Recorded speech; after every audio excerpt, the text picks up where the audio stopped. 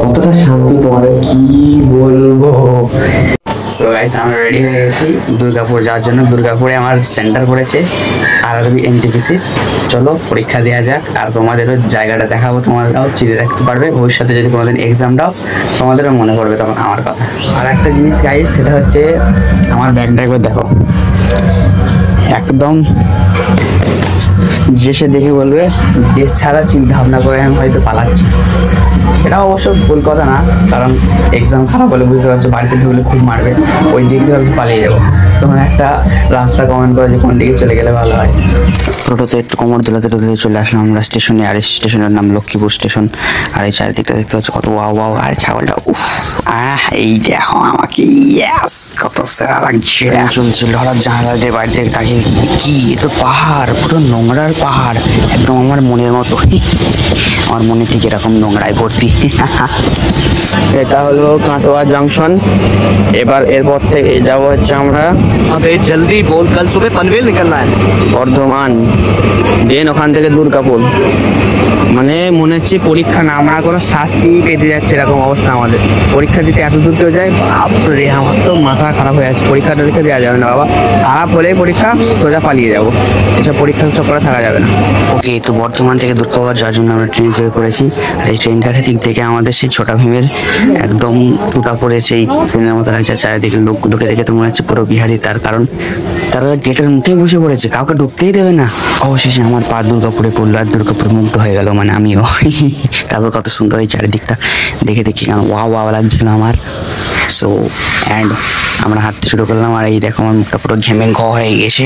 আর বললাম না কি অবস্থা হয়েছে, তো তাড়াতাড়ি চলো গিয়ে আগে একটা রুম খুঁজি, দেন আমরা একটু রেস্ট নেবো। আর এই তো হচ্ছে দুর্গাপুর বাস স্ট্যান্ড। আমি ছোটাছুটি শুরু করে দিলাম যে বাস দেখার জন্য। বাস কোথায়, বাস কোথায়, চারিদিকে বাস খুঁজে পাচ্ছিলাম না। আমার তো হার্ট অ্যাটাক চলে আসছিল। তারপর হঠাৎ করে দেখি এই তো বাস চারিদিকে দাঁড়িয়ে আছে, লক্ষ লক্ষ কোটি কোটি বাস। আর কাকাদের মুখে শুধু একটা আওয়াজ, আরো চলেন চলেন আমাদের বাসে। এরকম করতে করতে তারপরে একটা ঘর খুঁজে পেলাম। অ্যান্ড অবশেষে আমরা চলে এসেছি রুমের মধ্যে। কতটা শান্তি তোমাদের কি বলবো। বাপরে, রাস্তায় যে অবস্থা ছিল। আর তোমাদের এখন রুমটা দেখিয়ে দিই, দেখো। ইয়েস, হ্যান্ডসাম লাগছে না? পরীক্ষা দিতে আসেনি, স্টাইলিং করতেছে মনে হচ্ছে। দেখো, এটা হচ্ছে রুম। আর সেই বুঝতে পারছো আমি বিশাল ভালো ছাত্র, সেই পড়াশোনা শুরু করেছি খাতা পেন নিয়ে। তোমাদের দেখানোর জন্য আমি ভিডিওটা শুট করছি, পড়াশোনা করছি না, আবার করবো। তো আবার পরে দেখাচ্ছে। সারাদিন পেটে কিছু ছিল না, তাই খুব খিদে লেগে গেছিল, আর থাকা যাচ্ছিল না। তো একদম হিমসিম করে পেটে একদম চাকু বেঁধে, দড়ি বেঁধে আমরা চলে আসলাম রাস্তাঘাটে। পুরো একদম সেই হিংস্র পশুর মতো খুঁজতে শুরু করলাম কি খাবার। আর খাবার খুঁজতে খুঁজতে খুঁজতে গেলে চারদিকটা দেখতে শুরু করলাম যে কোথায় আছে খাবার, পুরো হিংস্র পশুর মতো। আর আমার মুখটা যদি দেখো তোমরা দেখতে পাবে, দেখো কেমন অবস্থা, একদম না খেয়ে শুকিয়ে গেছে না, একদম 2000 years later. সময় তখন 4:30, আমি ঠিকভাবে উঠে তাকাতেও পাচ্ছিলাম না। বাপরে, মানে এত ঘুম লাগছিল, কারণ রাত 12টার সময় ঘুমিয়ে আবার 4:30টার সময় ওটা সত্যি একটা আমার নিজেরই অবাক মনে হচ্ছিল।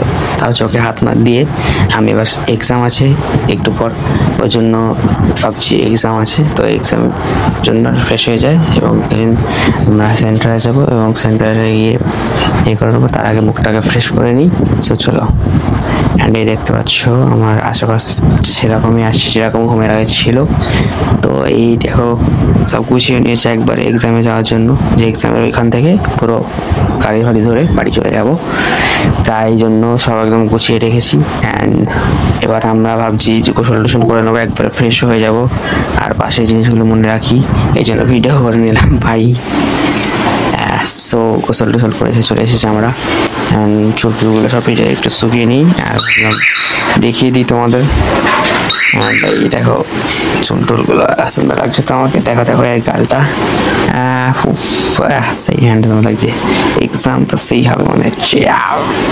তারপর বাস স্ট্যান্ডে চলে আসলাম। বাস স্ট্যান্ডে এসে দেখি সবাই সানাকা সানাকা করে চিল্লাতে লেগে গেছে, আর আমরা বাসে উঠে পড়েছি। আর চারদিকে এখন হালকা হালকা বৃষ্টি হচ্ছে, আবহাওয়াটাও খুব সুন্দর হয়ে আছে, দারুণ।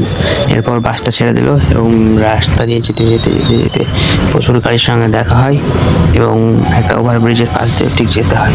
ঠিক তার A few moments later. অবশেষে পৌঁছালাম আমরা সানাকা এডুকেশনাল ট্রাস্টে এবং এবার এক্সাম আছে, এক্সামে ঢুকে যাবো। এখন তো ভিডিও করা হবে না, এক্সামের শেষে দেখা হচ্ছে।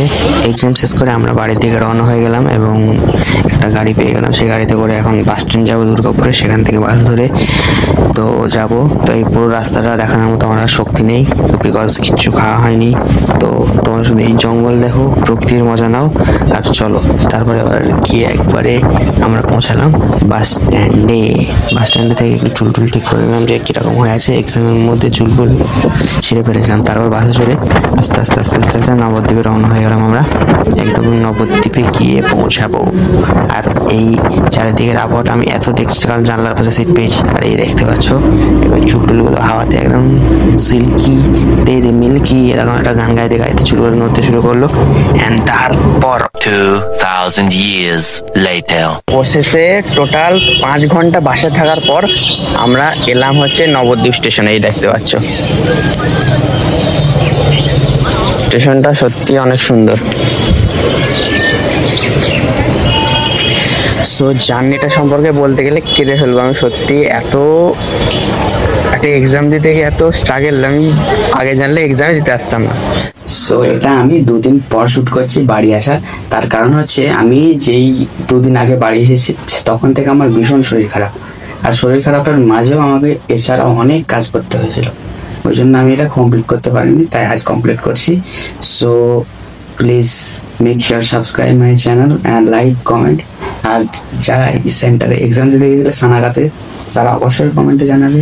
আর এক্সামের কথা বলে, এক্সাম তো আমার ঠিকই আছে, ফার্স্ট বার দিয়েছিলাম তো, এই জন্য টাইম ম্যানেজমেন্ট ঠিক হয়নি।